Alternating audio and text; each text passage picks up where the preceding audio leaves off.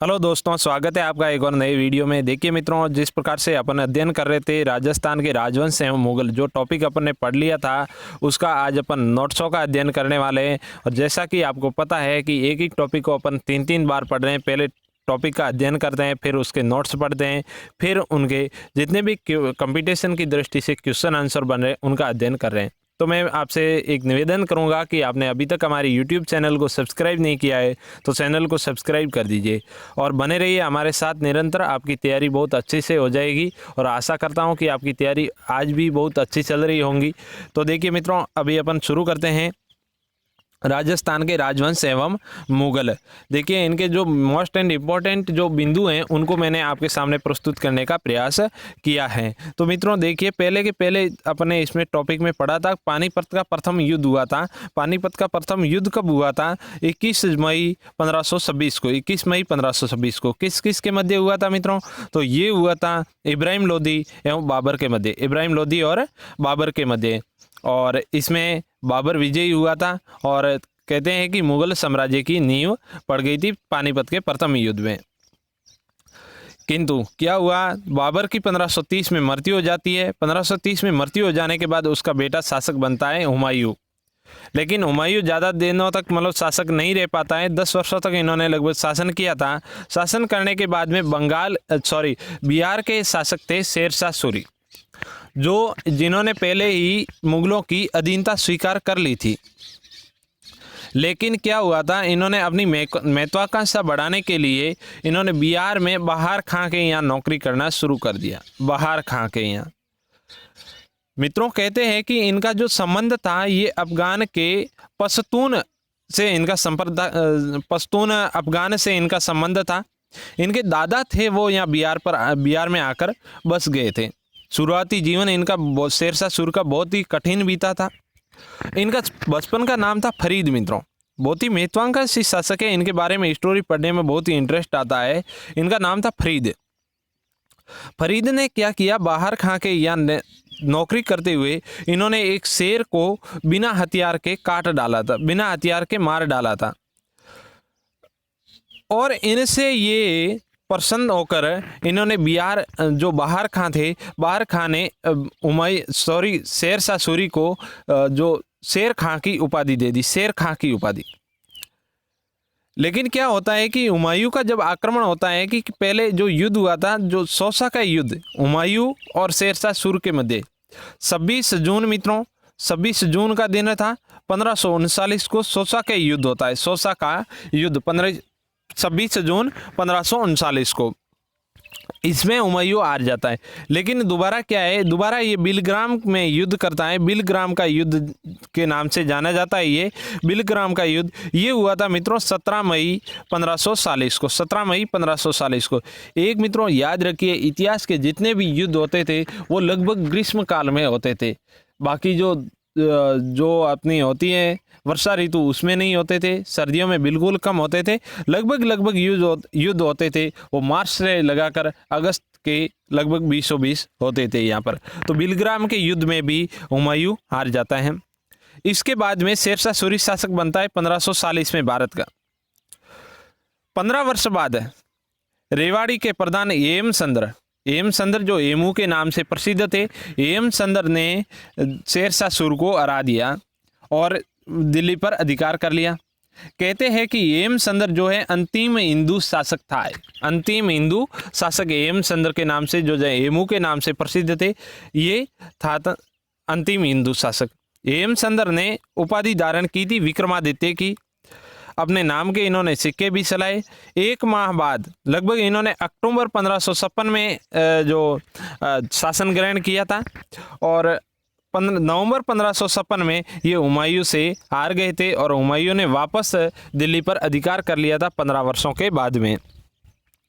अब अपन बात करते हैं इन टॉपिक में महाराणा प्रताप की। महाराणा प्रताप में मित्रों देखिए, महाराणा प्रताप वीर शिरोमणि महाराणा प्रताप का जन्म हुआ था 9 मई 1540 को। कब हुआ था? 9 मई 1540 को। ठीक है ना मित्रों। ज्येष्ठ शुक्ला तृतीया, कई बार ये एग्जाम में पूछी जाती है तिथि। ज्येष्ठ शुक्ल तृतीया विक्रम संवत 1597। देखिए इसमें अपन कई बार कंफ्यूज हो जाते हैं। विक्रम संवत 1597 को महाराणा प्रताप का जन्म हुआ था और कुंभलगढ़ के किले में इनका जन्म हुआ था। पिता का नाम उदय सिंह था और माता का नाम जयवंताबाई सोनगरा था। उदय सिंह का स्वर्गवास हो गया था 28 फरवरी 1572 को, ये इनका देहांत हो गया था।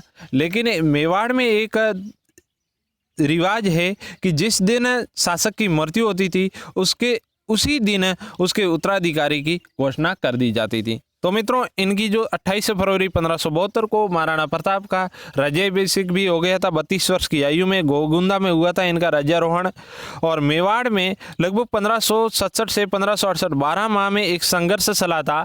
उससे अकबर को एक और मौका मिल गया था, उससे अकबर प्रेषित था और इन्होंने मतलब जो महाराणा प्रताप को मनाने के लिए 4 शिष्टमंडल भेजे थे। ये कई बार पूछे गए। इनका क्रम ये है: जलाल खान, मान सिंह, भगवंत सिंह और टोडरमल। जमा बाटो इनकी ये ट्रिक है। इन ट्रिक के माध्यम से आप इनको याद रख सकते हैं। देखिए मित्रों, आगे इस टॉपिक में क्या दिया हुआ है। आगे दिया हुआ है हल्दी घाटी का युद्ध। हल्दी घाटी का युद्ध, हल्दी घाटी के युद्ध में अकबर का सेनापति था मान सिंह और प्रताप का सेनापति था हकीम खां सूर। 18 जून 1576 को हल्दी घाटी का युद्ध लड़ा गया हल्दी घाटी के मैदान में। और प्रताप के साथ कौन कौन से थे मित्रों, इनके बारे में जानना बहुत ही आवश्यक है। देखिए, प्रताप के साथ रावत किशनदास, भीम सिंह डोडिया, रामदास मेड़तिया, रामसात तंवर और जाला मान और जाला बिंदा, ये सरदार इनके साथ थे। मान सिंह सोनगरा करके कई बार कंफ्यूज हो जाते हैं अपन। जो अकबर का सेनापति था वो मान सिंह कसवा था और ये जो प्रताप के साथ मान सिंह थे ये मान सिंह सोनगरा थे इनके ससुराल वालों से। देखिए मित्रों, इनकी जो युद्ध की रचना थी, इनके संदावल दस्ते में जो थे वो पुरोहित गोपीनाथ, जयमल मेहता, सारण जैसा। देखो, संदावल दस्ता इसको कहा जाता था जिसमें मतलब बड़े बड़े विद्वान रहते थे जो इनका मनोबल बढ़ाते थे। बाईं ओर से बामासा तथा अन्य सैनिक थे और संदावल घाटी के मुहाने पर जो थे वो राणा पूंजा और भील सैनिक थे। इनकी व्यूह रचना थी। और हरावल दस्ते में हकीम का सूर व सुंडावत जो थे, मुगल सेना पर सर्वप्रथम आक्रमण इन्होंने ही किया था, हरावल दस्ते ने। मुगल इतिहासकार साथ में था बंदायूनी। इसको मतलब बंदायूनी ने इन हल्दी घाटी के युद्ध को अपनी आंखों से देखा और अपनी जो किताब थी उनमें भी इसने दर्शाया भी है। और इन्होंने ये भी बताया कि महाराणा प्रताप का जो ये आक्रमण था बहुत ही विनाशकारी आक्रमण, एक शक्तिशाली आक्रमण था इनका, जिससे मुगल की सेना वो तहस नहस हो चुकी थी। प्रताप ने बहलोल खां को घोड़े समेत काट डाला था। कई बार पूछा गया है कि प्रताप के आक्रमण से किसको घोड़े समेत काट डाला था, तो वो था बहलोल खां। युद्ध का परिणाम क्या रहा मित्रों, तो युद्ध का परिणाम रहा प्रताप निश्चय विजयी हुए। हल्दी घाटी की पराजय के बाद अकबर ने मान सिंह तथा आसफ खां को दरबार में उपस्थित होने से रोक लगा दी थी। मतलब इनसे अकबर इतना नाराज हो गया था। देखिए, 3 बार शाहबाज खां को भेजा गया महाराणा प्रताप को पकड़ने के लिए, लेकिन वो सफल नहीं हो सका। दिवेर में युद्ध हुआ इनका अक्टूबर 1582 में। दिवेर जो राजसमंद में स्थित है, अक्टूबर 1582 में दिवेर का युद्ध हुआ था। सेनानायक था सुल्तान खां, मारा गया अमर सिंह के हाथों से।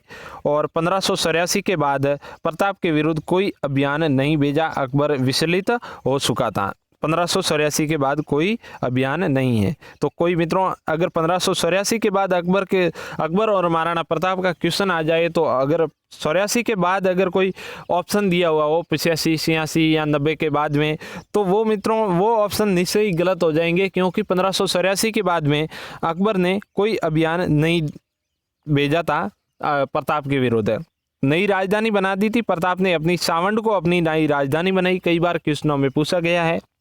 स्वर्गवास हो गया था महाराणा प्रताप का 19 जनवरी 1597 को इनका स्वर्गवास हो गया था। देखिए, 1597 एक विक्रम संवत है, वो 1597 इनका जो जन्म दिवस के ज्येष्ठ शुक्ला जो तृतीया है 1597 वो विक्रम संवत है, उनमें तो इनका जन्म हुआ था। लेकिन जो 1500 संवत ईस्वी सन है 1597, यहाँ पर इनकी मृत्यु हुई थी 1597 ईस्वी सन में। देखो, एक बहुत ही मतलब समझने लायक विषय है। इनकी छतरी बनी हुई है, बारडोली में इनकी छतरी बनी हुई है। इनके काल में विश्व वल्लभ एक ग्रंथ की रचना हुई, वृक्ष आयुर्विज्ञान ग्रंथ है, रचना करवाई गई इनकी। जो संसार में प्रिय हो उसको विश्व वल्लभ कहा जाता है। तो ये ध्यान में रखिए मित्रों। व्यवहार आदर्श नामक एक ग्रंथ की रचना भी हुई है इनके शासनकाल में। संस्कृत विद्वान है शक्रपाणी मिश्र, इनके द्वारा राज्याभिषेक पद्धति जो बनाई गई थी, जो मतलब आगे जाकर बहुत फेमस हुई राज्याभिषेक पद्धति। इनके काल में चित्रकला को भी थोड़ा महत्व मिला है। निसारुद्दीन करके एक चित्रकार थे, उन्होंने सैराग और 36 रागनियों का चित्र बनाया था और सावंड चित्र शैली का जन्मदाता कहा जाता है निसारुद्दीन को। और रागमाला चित्र वो भी निसारुद्दीन के द्वारा ही बनाया गया है। आगे है उदयपुर में हरिहर मंदिर बनाया गया इनके शासनकाल में, महाराणा प्रताप के शासनकाल में, जो शैव और वैष्णव संप्रदायों का दोनों का सम्मिलित एक रूप देखने को मिलता है। इनके बारे में एक जो 2 लाइनें भी कही गई, पग पग भम्या पहाड़ धरा सोड़ राख्यो धर्म, महाराणा प्रताप हृदय बसिया हिंद रे। देखो महाराणा प्रताप केवल मेवाड़ के ही प्रिय नहीं थे, बल्कि क्या थे, ये पूरे हिंदुस्तान के भी प्रिय थे। देखिए मित्रों, अगला शासक है अमर सिंह राठौड़। अमर सिंह राठौड़ स्वाभिमानी शासक है। देखिए मित्रों, अपन मुगल शासक पढ़ रहे हैं। मुगल के समकालीन राजस्थान की क्या स्थिति थी, उस समय मुगलों से लोहा लेने वाले जो शासक थे उनके बारे में अपन पढ़ रहे। तो नागौर के शासक थे अमर सिंह चौहान। इनका जन्म हुआ था 12 दिसंबर 1613 को। 12 दिसंबर 1613 को गज सिंह के ज्येष्ठ पुत्र थे, गज सिंह प्रथम, जो कि मारवाड़ के शासक थे, और उत्तराधिकारी के रूप में इनका पालन पोषण हुआ था। किंतु जो गज सिंह की उपपत्नी हुआ करती थी अनारा की वजह से ये शासक नहीं बन पाए थे। कई बार पूछा गया, गज सिंह की उपपत्नी अनारा। राजगद्दी जो कनिष्क पुत्र है, छोटे पुत्र थे जो जसवंत सिंह, उनको शासक बनाया गया।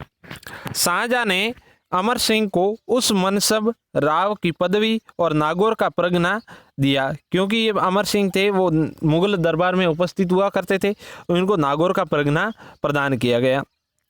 आगे थे, इनको मतलब कई अभियानों के लिए भी भेजा गया था अमर सिंह अमर सिंह राठौड़ को, क्योंकि बहुत ही ये स्वाभिमानी शासक थे, बहुत ही जो शक्तिशाली शासक हुआ करते थे। इनको कई अभियानों के लिए भी भेजा गया।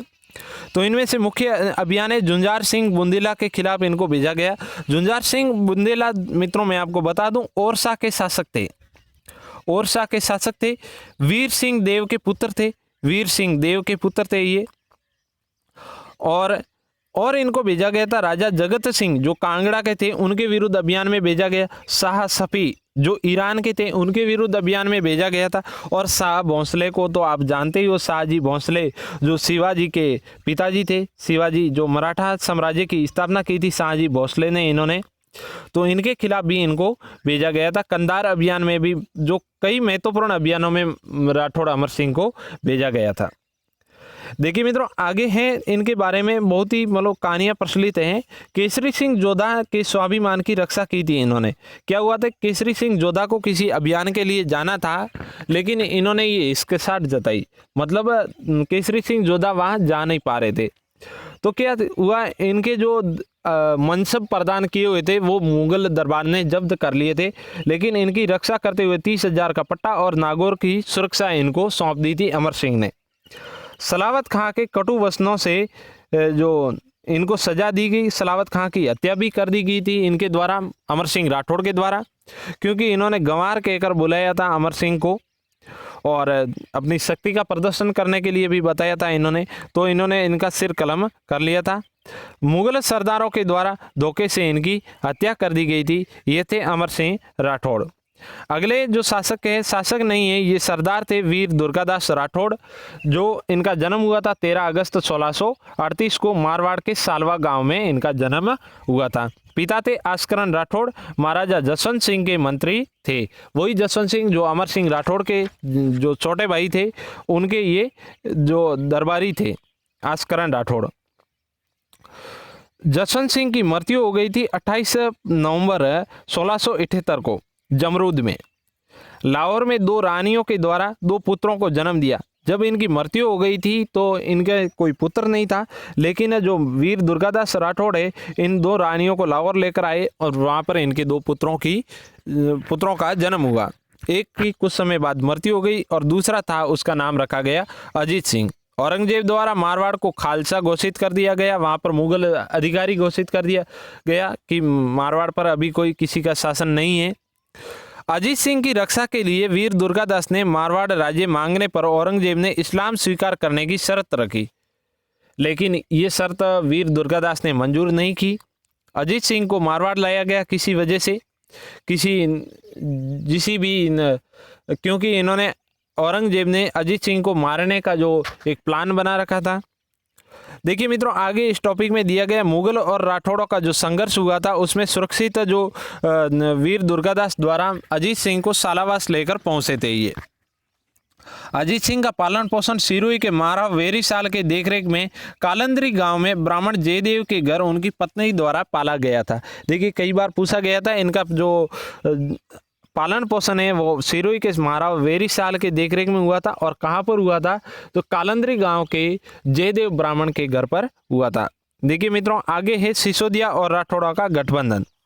मेवाड़ के महाराणा राज सिंह से शरण मांगी इन्होंने, वीर दुर्गादास ने, और मेवाड़ के जो शासक थे राज सिंह। मारवाड़ अभियान पर औरंगजेब के पुत्र अकबर को उल्टा भटकाना। औरंगजेब ने क्या किया था, अपने पुत्र को मारवाड़ अभियान के लिए भेजा था, लेकिन वीर दुर्गादास ने इनको उल्टा औरंगजेब के खिलाफ उस्का दिया। दुर्गादास के प्रयासों से राठौड़ और सिसोदिया का गठबंधन हुआ। किशनगढ़ की राजकुमारी जो सारूमती का उल्लेख मिलता है, उनसे विवाह भी किया राज सिंह ने, और औरंगजेब को एक बड़ा झटका भी दिया था इन्होंने। जो जजिया कर लगाया था औरंगजेब के द्वारा, पुनः जो जजिया कर लगाया था वो 1679 में लगाया था। हालांकि ये पहले अकबर ने जजिया कर खत्म कर रखा था, लेकिन पुनः ये लगाया था वीर इसके द्वारा, औरंगजेब के द्वारा। और 1679 में कई बार पूछा गया जजिया कर को पुनः लागू कब किया गया था औरंगजेब के द्वारा, तो 1679 में। देवारी का युद्ध होता है 1680 में मेवाड़ वर्सेज औरंगजेब के बीच में अजीत सिंह को लेकर।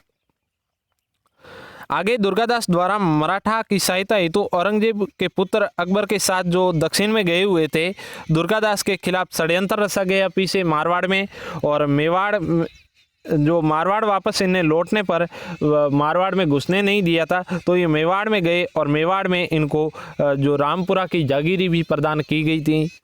और अंतिम वर्षों में ये उज्जैन, जो मध्य प्रदेश में उज्जैन में इन्होंने अपना जीवन काल बिताया, और मृत्यु हो गई थी 22 नवंबर 1718 को। कई बार पूछा गया 1718, 22 नवंबर को इनकी मृत्यु हो गई थी। इनकी छतरी बनी हुई शिप्रा नदी के तट पर उज्जैन में इनकी लाल पत्थर की छतरी बनी हुई है। अगले शासक है महाराजा सूरजमल।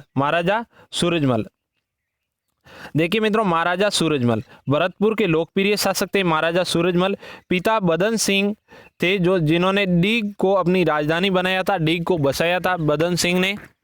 और सूरजमल के द्वारा भरतपुर की स्थापना की गई। भरतपुर की स्थापना किसके द्वारा की गई थी? सूरजमल के द्वारा। औरंगजेब की मंदिर और मूर्ति विध्वंस नीति का इन्होंने कड़ा विरोध किया था। इससे पूर्व भी इन्होंने विरोध किया था। इनके जो पूर्वज गोकुल जाट के द्वारा और राजा राम के द्वारा औरंगजेब का विरोध भी किया था। सिकंदरा में अकबर के मकबरे को उखाड़ा इन्होंने। सिकंदरा में जो अकबर का मकबरा बना हुआ था, इन्होंने जो औरंगजेब की नीति का प्रतिकार करते हुए इन सिकंदरा में अकबर के जो बना हुआ था इनका मकबरे को भी उखाड़ डाला। राजा राम के बाद सुडामन ने मुगलों से संघर्ष किया था। राजा राम के बाद उनका जो उत्तराधिकारी सुडामन था, सुडामन ने भी मुगलों का विरोध किया था। आगे है जयपुर के महाराजा जय सिंह की मृत्यु के बाद सूरजमल के सहयोग से ईश्वरी सिंह को विजयी बनाया।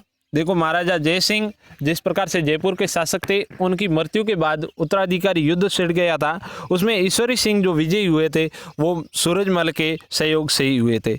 मई 1753 में सूरजमल ने फिरोज शाह कोटला पर कब्जा किया। फिरोज शाह कोटला मई 1753 में।